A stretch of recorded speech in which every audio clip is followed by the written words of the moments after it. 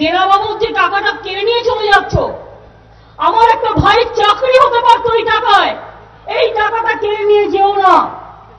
আমার একটা বেকার বোনের চাকরি হতে পারতো এই টাকায়, তুমি এই টাকাটা কেটে নিয়ে যেও না। এই টাকা আমরা ধার করিনি, এটা সিপিএম ধার করেছে, তুমি করতে দিয়েছো কেন?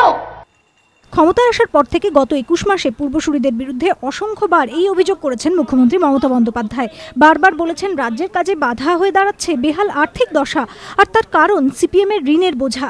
এমনকি সম্প্রতি একটি অনুষ্ঠানে তিনি স্পষ্ট বলেন, এমন অবস্থা জানলে কি এ রাজ্যের দায়িত্ব নিতাম।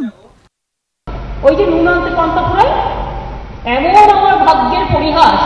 আগে জানতাম এই জায়গায়, ওরে বাবারে সাংঘাতিক জায়গা, আমরা আছি বলে সারাক্ষণ কেটে কুটে আমরা করি কয়েকটা লোক। কে আসতো? আমি তো মাঝে মাঝে বলি তো নিলাম করে দিলেও খুব কিনবে না। তর্কযুদ্ধে মমতার এই যুক্তি ঘিরে রাজনৈতিক মহলে গুঞ্জন শুরু হয়েছে। রাজনৈতিক পর্যবেক্ষকেরা বলছেন, পূর্বতন সরকারের ঋণের বোঝা নতুন সরকারকে বইতে হচ্ছে শুধু পশ্চিমবঙ্গ নয়, খুঁজলে এরকম নজির মিলবে আরও। 2001 থেকে 2002 সালে বিহারে যখন রাষ্ট্রীয় জনতা দল ক্ষমতায়, তখন রাজ্যের ঘাড়ে ঋণের পরিমাণ ছিল রাজ্যের অভ্যন্তরীণ উৎপাদনের 53%।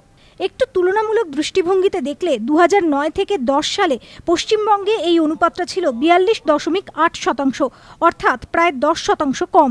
অঙ্ক থেকে স্পষ্ট নীতিশ কুমার যে ঋণের বোঝা ঘাড়ে নিয়ে ক্ষমতায় এসেছিলেন তা মমতা বন্দ্যোপাধ্যায়ের থেকেও ঢের বেশি।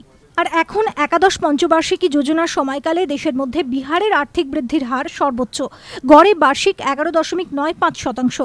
ঋণের বোঝা এসে দাঁড়িয়েছে রাজ্যের অভ্যন্তরীণ উৎপাদনের মাত্র 24%।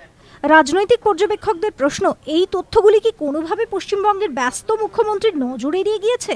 দোষারোপে রাজনৈতিক অ্যাডভান্টেজ মিলতে পারে, কিন্তু সে পথে রাজ্যের কোনো উন্নতি হবে কি? আর প্রথম 21 মাসের রেকর্ড যদি এই হয়, তাহলে সামনের 3 বছর রাজ্যবাসী কি আশা করবেন?